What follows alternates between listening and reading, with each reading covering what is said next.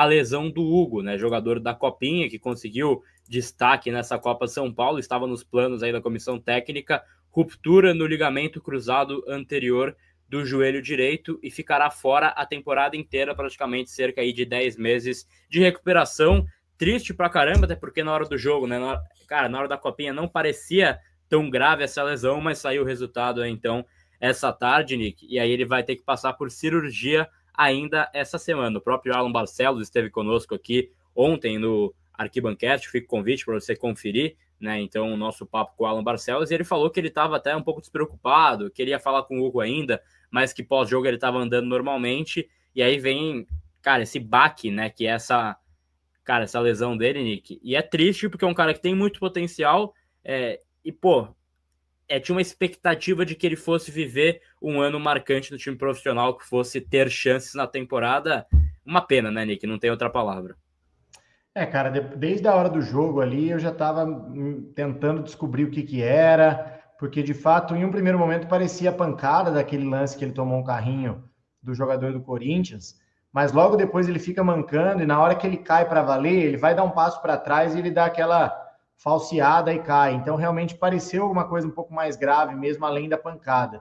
Depois, nos dias seguintes, acabou que não saiu muita coisa. Teve a entrevista do Alan Barcelos, que deixou a gente um pouquinho mais otimista, mas hoje veio, enfim, essa notícia bastante ruim mesmo. Eu acho que o Hugo é um jogador que tinha realmente potencial para brigar por uma vaga, para ser primeira opção, né, na posição de volante, não como titular, mas a primeira opção de reserva, brigando diretamente com o Marcos Antônio, com o Bobadilla, com esses jogadores. É um nome que o Zubeldia gostava bastante, isso ele sempre deixou muito claro. É um nome que já tinha estourado a idade do sub-20, então obrigatoriamente ia subir. O São Paulo comprou recentemente. Então, de fato, cara, muito triste a notícia. Mais uma vítima do joelho, Eles né? entenderem como é que funciona o molde de contrato aí. 3 meses, que é o acordo fechado pelo São Paulo com Cédric Soares, com esses gatilhos que podem culminar numa renovação automática, já com valores pré-estabelecidos. E aí queria te perguntar, Nick, sobre esse acordo, sobre, cara, esse negócio fechado pelo São Paulo. Queria que você discorresse um pouco sobre o Cédric Soares e a chegada dele. Cara, então, o difícil de falar sobre essa contratação começa a dificuldade pela forma como ela foi feita, né? Igual você falou, muito esquisito, um jogador português que nunca jogou aqui no Brasil, que está sem jogar há um ano, de repente vem se recuperar, na verdade, se recuperar não porque ele não estava machucado, mas se recondicionar no Refis no Brasil, né? Então já começa por aí, realmente muito estranho. Eu acho que assim, não é uma contratação que eu faria por conta da idade dele, por conta do fato dele estar um ano sem jogar. Acho que é um lateral que teve uma carreira interessante, acho que é um lateral equilibrado, porque sabe se defender, sabe também jogar com a bola, mas acho que foge um pouco do perfil que o São Paulo está buscando hoje, ou deveria pelo menos buscar, porque as contratações que o São Paulo fez até agora, o Oscar já tem 33, o Enzo Dias tem 29 para 30, o Wendel também já tem mais de 30, e aí vem o Cédric Soares, ou Cedric Soares, não sei como é a pronúncia correta, sinceramente, mas também com 33 anos e sem jogar um tempão. Então, é uma contratação que, pelo perfil do jogador, por esses pontos e pela forma como ela foi feita, eu acho que é um pouco estranha, sim.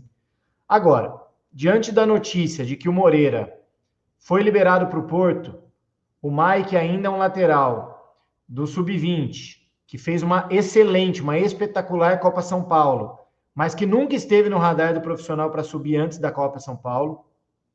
Tanto que o Igor Felisberto estava na frente dele nessa fila. O Igor já tinha subido para treinar com os profissionais e o Mike não.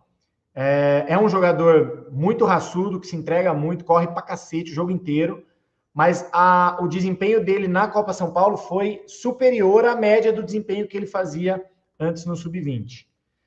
E aí a gente só tem o Igor Vinícius porque o Rafinha foi liberado. Então, diante da liberação do Moreira, que aí a gente vai tratar numa análise específica, né? Se deveria liberar, se não deveria. E principalmente da notícia que o Marcelo Braga trouxe hoje, de que o Zubeldia não ia usar o Moreira, que o Moreira era tipo a terceira, quarta opção, e que para o Zubeldia o Moreira não estava pronto.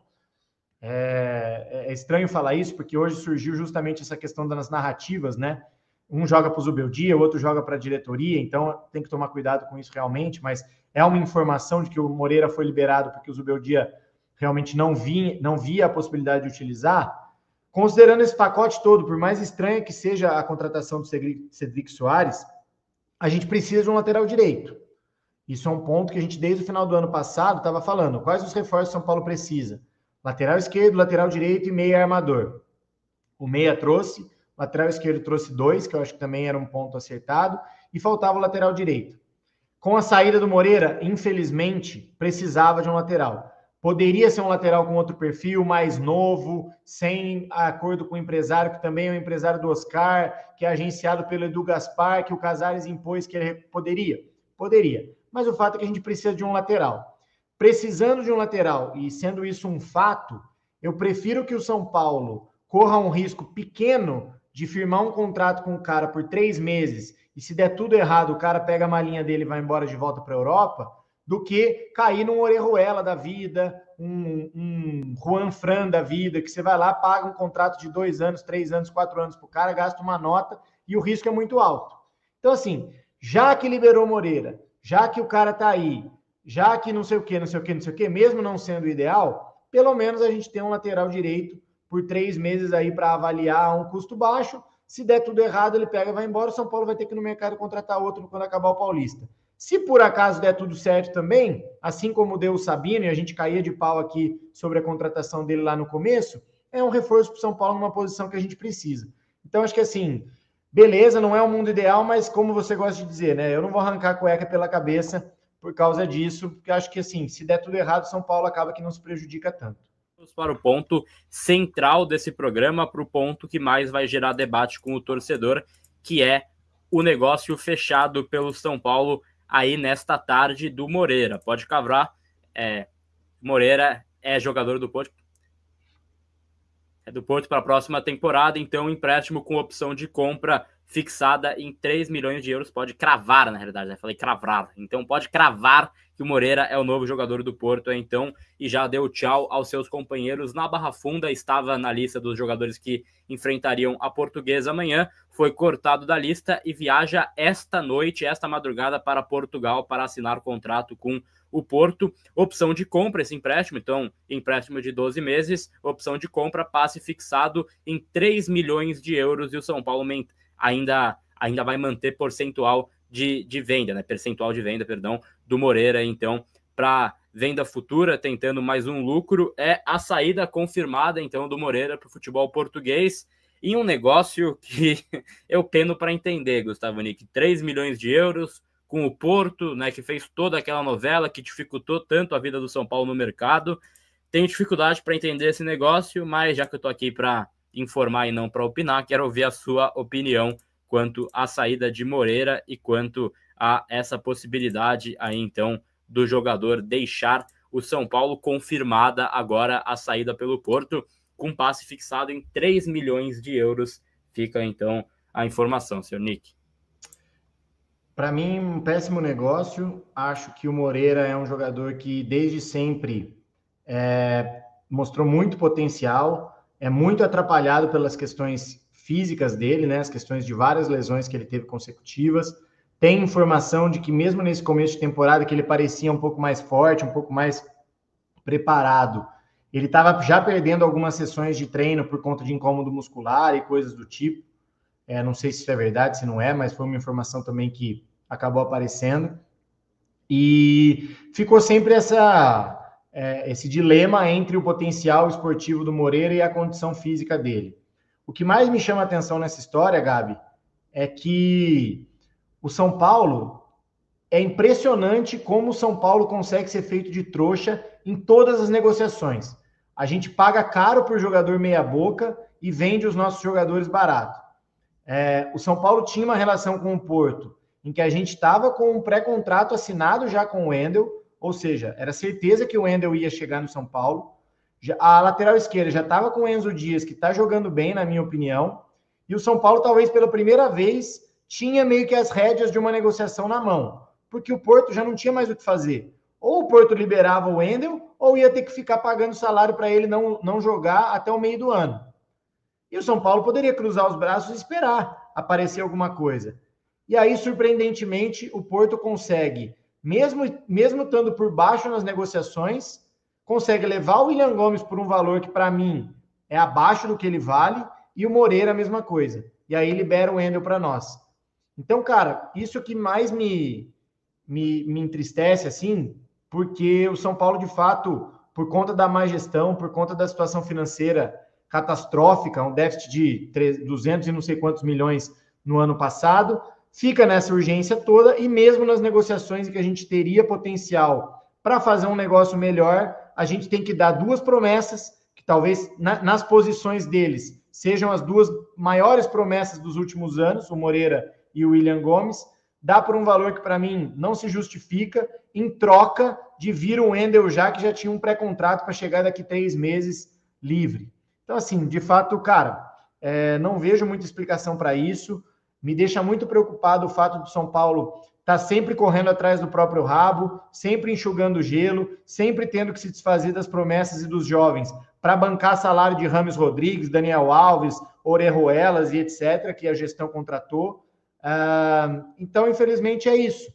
O Moreira, também existe essa discussão, se o Zubeldia gostava dele, se não gostava. Quando jogou pela esquerda, aí ele estava à disposição e o Zubeldia colocou o Ferrarese como lateral direito improvisado, em vez de colocar o Moreira. Mas, mesmo assim, mesmo considerando a questão física, mesmo considerando que o Zubeldia possa não gostar muito dele, eu acho que São Paulo se desfaz muito fácil dos jogadores, das promessas, e aí usa esse dinheiro para pagar qualquer coisa aí, sendo sempre uma posição de desvantagem nas negociações. Para a gente informar, já que passou batido aqui também no nosso mercado, a informação de que o Wendel chega até sexta-feira é a expectativa do São Paulo, ele que já foi liberado pelo Porto, depois desses acordos feitos por Moreira e William Gomes, está ainda já em fase agora de documentação pela, liberação imediata, ele tem pré-contrato firmado com o São Paulo, eles esperam que até sexta-feira ele já esteja em território brasileiro. Tá aí então o Wendel chegando no São Paulo Futebol Clube, Nick. Acho uma excelente contratação, como a gente falava desde o ano passado quando surgiu o rumor. O Enzo Dias foi uma baita surpresa, porque ele é aquele cara típico argentino mesmo, né? Se entrega pra caramba, corre o jogo inteiro para frente e para trás, tem uma qualidade muito boa. E, de fato, acho que a gente precisa de 2 laterais confiáveis, né? Não dá para ficar com um só. O Patrick, ao que tudo indica, vai ser emprestado depois da chegada do Wendel para ganhar um pouco mais de experiência e tudo mais.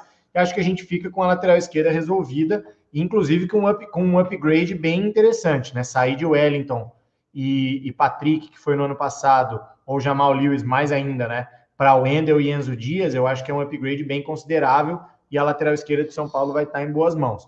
O Wendel não é um jogador extraordinário.